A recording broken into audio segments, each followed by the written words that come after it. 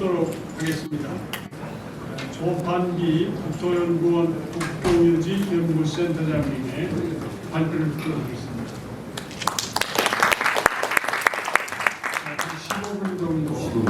네, 이제 빨리 마치겠습니다. 아까 말씀하신 작년 8월달에 이미 저희가 한번 했기 때문에 그 결과 중심으로 말씀드리겠습니다. 저는 국토연구원에서 정책을 연구한 쪽으로 하는데요. 사실 그 어떤 일을 하고 있는지가 그 사람의 정체성을 말할 수 있다고 할 수 있습니다. 그래서 저 같은 경우는 정책 연구를 하지만 기본적으로 아카데믹스에 기반을 두고 있습니다. 그래서 정치적인 요소보다는 주로 방법론을 찾고 사실을 분석하고 해석하는 게 기본입니다.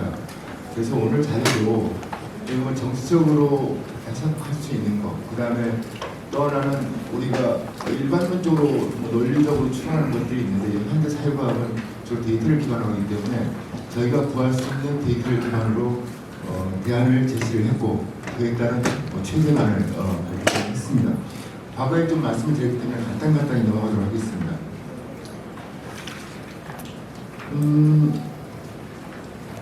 오늘 제가 문제제기부터 연계분 분석, 대상기준 선정, 기관 선정, 그 다음에 세종우선 설치 추진 전략 이렇게 말씀드릴 수가 있는데 사실은 세 줄을 요약할 수 있습니다. 세종의사당에 대해서는 이 대선 후보들 그 5분 주요 정당에서 다 내놨던 거고 또 그 중에 한 분이 대통령 당선이 됐고 그래서 전체가 합의가 이루어졌다 생각할 수 있습니다. 다만 저희들이 이제 얘기할 수 있는 것은 이원 제기를 피하면서 어떤 분석을 통해서 어느 정도의 세종의사당, 기존에 국회 본원이라는 표현을 썼는데 세종의사당으로 이제 합의가 되고 있는 것 같습니다. 그래서 어느 정도를 내려가게 할 것인가, 세종시로 내려갈 것인가 여기에 대해서 저희 분석관리를 하는 11개 상임위, 지금 현재 세종시에 있는 행정부처에 맞는 그 상임위는 다 내려가는 게 맞다. 그리고 예정처럼 국회 기관들도 내려가는 게 맞다. 그래서 한 3,000명 정도가 내려가는 게 행정 비효율을 최소화하기 위한 방안이다. 이렇게 말씀을 드릴 수 있겠습니다. 그러면 문제 제기부터 말씀드리면 이건 아까 하셨어요. 그래서 간단히 말씀드리면 세종시가 왜 건설이 됐냐. 이건 저희 2004년도에 아마 저는 후속 이게 굉장히 깁니다. 우리 약칭에서 한국도시법 이렇게 얘기하는데 신행정서 쭉 후속 대책령이 나와가지고 특별법까지 굉장히 깁니다. 2004년도에 저도 관여를 했었는데 아무튼 그 행복도시법에서 얘기 나왔던 건 두 가지였습니다. 수도권에 가미를 해서 하나는 균형 발전 이 두 가지였죠. 근데 그래서 그때 노무현 대통령 시절이니까 근데 여러 가지 추진하는데 행정 중심 복합 도시 건설과 함께 추진해야 한다. 이건 그래서 국가의 책무라고 말할 수 있습니다. 또 과거를 돌아서 보면 법에 이렇게 돼 있고요. 그래서 국가는 그 역할을 해야 될 걸 생각하고 있습니다. 그러면 그 행복도시법을 마련해서 지금 저희가 행복도시를 추진하고 있는데 목적을 달성했느냐 이거에 대해서는 굉장히 회의적인 시각들이 많은 것 같습니다. 물론 저도 세종 시민이고요. 그리고 거기서 사는데 사실 어떤 생활 환경 이런 거로서는 그렇게 큰 불편을 모르겠습니다. 저 굉장히 편하게 살고 있는데 일단 우리가 균형 발전, 수도권 과밀 해소에 성공했느냐 이거에 대해서는 사실 회의적인 시각이 많습니다. 그렇지만 우리가 노무현 대통령 때 그 행복도시 신도시를 추진했는데 수도권 인구가 집중하다가 그 속도가 굉장히 정체된 적이 있었습니다. 근데 그게 한 4, 5년, 한 6년 정도 됐죠.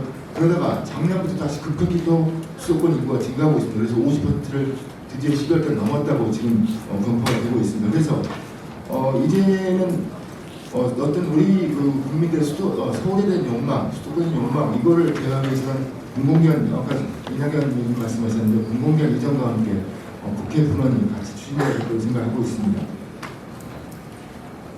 또 하나는 비효율의 행정 비효율, 이게 사실은 저희 연구가 사실은 국회 사무처에서 저희한테 줬는데 행정 비효율을 방지하기 위한 국회 분원 설치 방안 이런 정도의 영역이었습니다. 근데 저기 언론에서 나온 얘기가 쭉 있는데 그건 제가 읽지 않겠습니다. 근데 제 경험으로 좀 말씀을 드리면 저는 국토연구원에서 국공기지연구센터라는 곳이 주로 기재부에서랑 같이 일하는데 보면 기재부의 공무원들 보면 굉장히 서울이 많습니다. 그래서 사실 저는 국토연구원에 있음에도 불구하고 기재부 공무원들이 국회 업무 때문에 오면 저도 같이 와서 회의를 해야 되는 그런 상황도 많이 발생하는 경우가 있고요.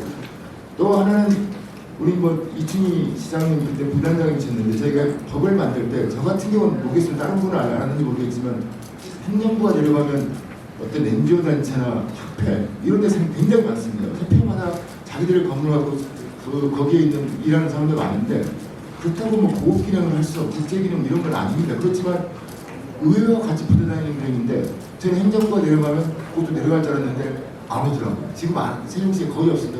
완전 뭐 사무실 하나 이런 정도가 있지 자기 독자적인 건물을 짓고 살지는 않습니다. 그래서 제 생각에는 문제 제기에서 말씀드릴 수 있는 거는 행복도시를 처음에 만들 때 인구 수도권 인구 감을 해소 내지는 균형 발전 이걸 위해서는 국회가 좀 내려가서 같이 내려간 동반 어떤 내려가는 기관들을 같이 만들어야 되는 게 아닌가 그런 문제제기를 해봅니다. 또 하나는 요거는 약간은 어떻게 보면 방법론에 관한 건데 저희가 이제 11개 상임위를 내려가자고 할 때 그 방법론을 말씀드립니다. 그래서 저희는 행정부와 국회의 연계 업무를 분석을 했습니다. 그래서 저희가 분석을 할 때 설문조사를 했고요. 그 다음에 인터뷰를 했습니다. 그래서 국회 이제 사무처, 그러니까 소속 공무원들, 사무처, 예비한테 입조자 다 조사를 해서 거의 한 2,000부 이상을 한 걸로 기억이 나는데 그렇게 그 행정부처 설문을 했습니다. 그리고 전문가 설문했고요. 이 설문을 보완하기 위해서 인터뷰를 실시를 했습니다. 그래서 이제 설문 분석을 어떻게 썼냐면 이제 그 기능 지수라는 걸 도입을 했고요. 그다음에 업무 연계성이 어떤지, 그다음에 이전 필요성은 어떤지를 국회 외적인 내적인 부분에서 각각의 분석 기능을 구성을 했고요. 그래서 이제 그 인터뷰에서는 행정부처 같은 경우는 얘기를 해보면 뭐 이거 언론에 한 번씩 나오는 얘기인데 근데 국감시는 하루에 60-70명 이동하고 업무고시는 한 해에 뭐 120명 정도가 이동하는 걸로 나타나고 있습니다. 요건 자기들이 인터뷰할 때 얘기한 거기는 아마 저는 굉장히 객관적인 생각을 하고 있습니다. 업무 효율 비율에서 이거보다 더 큰 거는 사실 정책 결정을 하기 시간 비용입니다. 그러니까 정책 결정할 시간이 없다는 것이고 어떤 고민할 시간이 없다는 것이 그래서 어떤 정책 결정은 품질 제고 차원에서 이게 문제가 되고 있지 않나 생각을 하고요. 행정부처에서는 국회가 이전하게 되면 업무 효율 이전 가령 행정비용 감소, 국가 균형 발전에서 기대 효과를 생각하고 있는 것 같습니다. 그리고 이전 대상 기능 같은 경우는 나중에 말씀드린 기관 같은 경우는 상임위가 다 왔으면 좋겠다는 얘기가 주로 나오고 있습니다.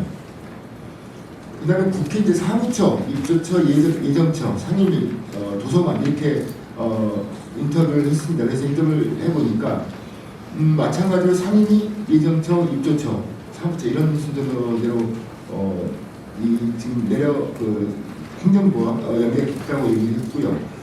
여기서 좀 특징적인 거는 일부 이전은 조금 안 했으면 좋겠다. 그러니까 이 상임위를 예를 들어서 10분이 계시는데 5분 내려 5분이 이런 거는 그리고 사무처도 사무처에 어떤 과가 있는데 쪼개는 건 비효율을 더 증가시킨다. 그래서 상임위 같은 게 일괄적으로 내려가고 그 다음에 국회 사무처나 어느 국 같은 게 내려가게 되면 서울에 업무가 있을 때 그때 몇 명만 출장을 오면 된다. 그런 얘기를 하시는 분들도 있고 이게 기관을 쪼개는 거예요. 그러니까 기관을 쪼개는 건 좀 어려운 게 아닌가 그런 생각을 했습니다. 근데 뭐 저희 이제 연계업무 분석의 아주 결론적인 핵심적인 내용인데요. 행정부처와 가장 연계가 큰 건 상임위입니다. 그러니까 0.5인 기능 지수라는 걸 아까 말씀드렸는데 1과 0 사이에 있는데 0.5이니까 상당히 높은 겁니다. 그 다음에는 예결위가 0.38을 높고 기타 지원기관은 그렇게 행정부와는 연계가 높지 않은 걸로 나타나고 있습니다. 기능적인 기관적인 건 말씀드리면 기능적인 예결선 국회 기능이 예결선 국정감사 법률안 심사 현안보고 이렇게 되어 있는 것 같습니다. 그래서 이걸 보면 주로 예결선 국정감사 법률안 이 정도의 기능적으로 우선순위가 높은 걸로 나타나고 있습니다. 다음은 이제 두 번째 단계인데요. 지원기관과 행정부처 관계인데 여기는 아까 말씀드린 그렇게 높은 것 같지는 않습니다. 그럼에도 불구하고 예정차와 입조차가 상대적으로 높게 나타나고 있고요. 그 다음에 지원기관과 상임위는 대부분 비슷한데 가장 높은 것은 역시 입조차로 나타나고 있습니다. 다음은 저희가 이제 대안을 만들 때 어떤 단계로 했느냐면 기능관점, 기관관점 봤고요. 그 다음에 대안을 도출할 때 법률안을 바꿔야 되는 거, 바꾸지 않아도 되는 거를 가지고 나눴습니다. 그래서 대안 A그룹, 대안 B그룹, 이거는 법률을 바꾸느냐 안 바꾸느냐 그 중 나눴고요. 대안 B와 B2, B3는 법률을 바꾸되 어느 정도가 제일 효율적인지 아까 말씀드렸던 행정 효율성 측면에서 바라본 겁니다. 다음은 이전 대상 기능기관 설정, 결과를 말씀드리겠습니다. 이거 아까 지금 제가 설명드린 것들을 요약한 겁니다. 그래서 저희가 이론적으로 검토하고 기관관계 기능관점도 보고 설문 인터뷰 국회 업무 특성을 분석을 해서 업무 연계성과 기능 도입에 있어 대안을 마련했습니다. 그래서 대안은 5가지가 있습니다. 그래서 현행 있고 A1, A2, B1, B2, B3 대안이 되겠습니다. 보시면 이제 그 뒤에 나옵니다만 현재부터 6개의 대안이 있죠. 그래서 여기는 지금 B1 같은 경우에 저희가 결론이고 아까 말씀을 드렸는데 상임위가 11개가 내려가고 예계도 그다음에 예정처, 사무처 일부, 입조처가 내려가는 것도 있습니다. 서울에 남아있는 거는 지금 행정부처 남아있는 거 그러니까 외교위, 국방위, 정보위와 기타 상임, 그리고 운영위와 법사위, 여가위 이를 갖고 전부 다 세종시로 이전하는 안이 되겠습니다. 그 나머지 B2와 B3 같은 경우는 B2 같은 경우는 이 서울에 남은 행정부처 관련된 상임위, 외교위, 국방위, 정보위를 빼고 나머지 중립적인 상임위가 내려가는 것도 되겠고요.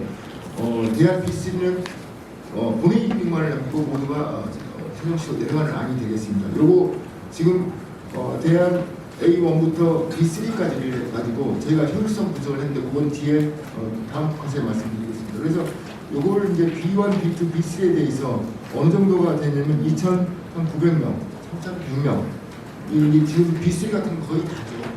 이렇게 본회의만 와서 하는 거니까 거의 4,000명이 되는 걸로 저희가 분석을 했습니다. 그럼 자 이게 A1, A2는 아예 상정할 수가 없습니다. 지금 현재는 국회에서 세종시 출장은 거의 없습니다. 그래서 보시면 지금 어떤 청색이라는 거, 청색이 행정부처의 출장 비용, 시간 비용을 저희가 추산을 했고요. 지금 노랗게 보니 국회가 세종시로 이전을 하게 될 경우, 이전 상임위가 일부 이전할 경우 비용을 추산해봤습니다. 그래서 그렇게 보시면 쭉 국회 군원, 세종의사당을 세종시 설치할 경우 전반적으로 이게 행정 비용이 줄어들게 됩니다. 그러니까 지금 뒤에 있는 거 보시면은 옆에 이제 액수가 나오고 대안별로 이렇게 그게 나오는데 이게 사실은 전체를 다 저희가 분석을 못했습니다. 사실은 저희가 분석할 시간도 많지 않았고 그다음에 또 행정부에서는 자료를 안 줍니다. 오로지 어떻게 국회에서 요구를 해가지고 토부 자료를 가지고 분석을 했는데 이런 결과가 나왔습니다. 그래서 요 지금 단지 행정 비용을 그러니까 이 액수가 정확한 게 아닙니다. 그렇지만 방향성은 저는 맞다고 생각합니다. 그래서 B1안 그러니까 행정부가 세종시 내려간 상임위는 내려가고 일부 국회 기관들이 내려가는 안이 최종으로 나타나고 있습니다.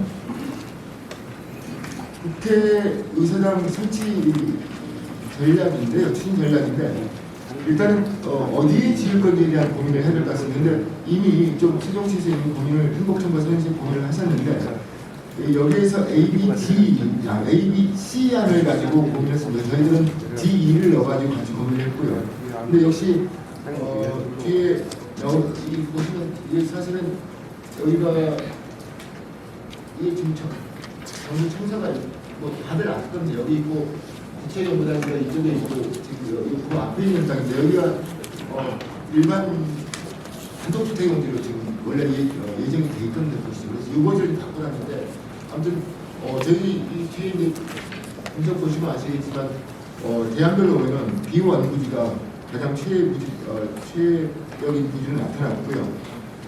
거기서 이제 지금 이 부지 같은 경우가 사이즈가 50만 해배 정도는 됩니다. 여기 사실은 15만 평이 좀 넘는 거죠. 근데 우리 국회 장래 확장성, 그다음에 저희가 좀 뒤에 나옵니다. 국회 타운을 고민을 하고 있어요. 근데 그 과정이 하게 되면 이게 방금 말씀드렸던 그러니까 우리가 B 부지만 가지고 안 되면 그래서 A, B 두 부지를 합쳐가지고 저희들은 예정지로 잠정적으로 제시를 했습니다. 그렇게 될 경우 총 면적 이게 뭐 이렇게 해서 면적이 나오는데 이거는 사실은 기준에 따라 달라질 수 있습니다. 우리가 어떤 앞으로 국회 확장 가능성 그다음에 다른 기능들이 들어갈 경우 여기 사실 국회에 그렇게 뭐 많은 공원도 없고 사실은 국회 같은 공공기관 같은 경우는 뭐 오픈 스페이스를 해야 되는데 국회가 그렇게 지금 우리 국회가 그 역할을 할 수 없다고 생각하고 있습니다. 그래서 좀 이거는 부지 면적 같은 경우는 다른 기준에 따라서 좀 변할 수 있다는 걸 말씀드립니다. 저희가 이제 종사자 정책법안인데 이건 말씀을 드렸는데 뭐 우리 공무원들 같은 경우 그다음에 공공기관 같은 경우도 세종시에 관한 주택을 특별 공부하게 되어 있습니다. 근데 이제 뭐 그런 것들을 놓고 국회에 이제 사업적 공무원을 맡는데 국회의원들과 아마도 보좌관들은 그 기간이 정해져 있기 때문에 받지 못하는 걸로 알고 있습니다. 그래서 국회의원이 보좌관들에 대한 어떤 이 타운을 마련해야 된다고 생각하고 있고 그래서 뭐 게스트하우스 마련해야 되는 걸로 해서 주거 지원에 관한 이런 걸 고민할 것 같고요. 또 정부 여건 이거 생각하겠습니다. 또 하나는 그 국회 타운을 조성할 때 재정과 함께 어떤 민간 자본을 유치하는 방안 이런 것까지 고민을 해야 될 거로 생각하고 있습니다. 다음은 이제 제가 옛날에 이걸 말씀하는데 파급 효과에 대해서 좀 얘기를 드려야 될 것 같습니다. 뭐 이제 국회 이게 사실 이게 우리가 이제 인풋 아웃풋 해가지고 투입 산출 분석을 통해서 건설비가 나오면 이거는 개수에 따라서 정확하게 계산이 됩니다. 근데 옛날에 1,000억 정도라고 들었는데 우리 홍성국 위원님 통해서 다른 그 사무처에서 예산 정책에서 온 자료에 하면 건설비가 한 3,400억 정도로 추정을 하고 있는 것 같습니다. 이거에 따라서 보면은 전국적으로는 7,500억 정도의 생산 유발 효과, 2,400억 정도의 부가 지유발 효과, 한 5,000명 정도의 노동 유발, 1,368억 원 정도의 임금 유발 효과가 나타나는 걸 나타나고 있습니다. 이거는 근데 사실은 건설만 추정하는 거기 때문에 굉장히 작게 추정된 걸로 알 수 있습니다. 그러면 이제 우리가 생각할 수 있는 거 오늘 뭐 축사나 환영사에서 다 말씀을 하신 건데 첫 번째는 아까 말씀드렸듯이 한 3,000명의 그 국회 직원들 고용 효과가 있습니다. 두 번째는 가장 중요한 걸로 생각하고 있습니다. 어떻게 정책 개발하는데 공무원들이 시간을 더 쓸 수 있다는 것이죠. 그래서 좀 그 정부 정책을 사실 그런 언론에도 많이 나옵니다만은 국장이나 과장들이 서울에 많이 계십니다. 특히 이제 과장들이 많이 왔다 갔다 하시고 국장들은 서울에 계시는데 이게 같이 논의를 할 시간이 많이 부족한 것 같아요. 그래서 어떤 정책을 하는 어떤 시간 투자, 몰입도 이런 것들이 많이 떨어지고 있는 거죠. 저 같은 경우는 이제 정부 부처랑 같이 하는데 옛날에 많이 떨어지고 있다는 그런 생각을 하고 있습니다. 또 하나는 아까 말씀드렸는데 이미 국회가 내려가게 되면 가장 중요한 게 저는 협회라고 생각을 합니다. 협회 조사를 저는 안 해봤지만 국토부 산업위원회도 사람이 엄청나거든요. 건설면 해외 건설, 무슨 건설, 주택 굉장히 많습니다. 그 연구소는 많습니다. 그래서 이런 것들이 행정부가 내려간 게 아니고 국회가 내려간 걸로 나타나고 있기 때문에 이런 효과가 생각하고 있고요. 네 번째 이제 균형 발전 효과가 있습니다. 이거는 굳이 말씀 안 드리겠습니다. 아까 말씀드렸듯이 한국도시가 사실은 그 효과가 뭐가 있느냐 하는데 사실은 수도권의 인구가 굉장히 가파르게 증가하다가 한동안 정체된 적이 있는데 저는 그때 노무현 정부 때 추진했던 국가 균형 발전 사업, 신도시와 한국도시가 큰 역할을 했다고 해서 나름대로 해석을 하고 있습니다. 이거는 데이터로 증명하는 연구 결과들이 있어서 그거는 따로 말씀을 안 드리겠습니다. 또 하나는 이게 사실은 이 지금 여기 있는 국회가 이전에 될 필요성도 있습니다. 아까 말씀을 드렸는데 윤미향 의원님 그 말씀 많이 하시더라고요. 근데 서울시 출마하시고 여기는 사실은 토지라는 건 뭐 제가 저희 정보인인 과거 말씀드린 토지라는 건 최유효라는 게 있습니다. 여기 많은 토지가 있는 여기는 사실 국회가 있는 게 아니고 경제 기능이 있어야 될 자리라고 저는 생각을 하고 있습니다. 그래서 국회 기능은 행정부가 있는 세종시를 보내고 여기는 국민의 어떤 서울시가 필요한 경제 기능을 담는 공간이 되는 게 맞다고 저는 생각을 하고 있습니다. 이 상태만 좀 마치도록 하겠습니다. 감사합니다.